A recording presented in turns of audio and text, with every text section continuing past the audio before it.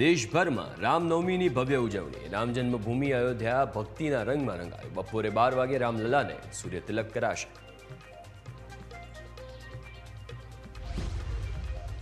સતત 10 દિવસની પદયાત્રા બાદ અનંત અંબાણી પહોંચ્યા દ્વારકાધીશના શરણે. રાસ ગરબા અને વૈદિક મંત્રોચ્ચાર સાથે અનંત, પત્ની રાધિકા અને નીતા અંબાણીનું સ્વાગત કરાયું.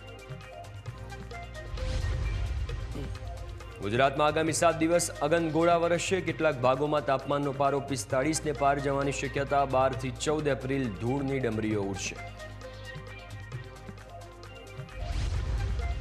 બોટાદમાં સાસરિયા પક્ષે જમાઈ પર કર્યો હુમલો. અંગત અદાવતમાં જમાઈ પ્રકાશ પર 20 જેટલા લોકોએ હુમલો કર્યો. યુવકને સારવાર માટે ખસેડાયો.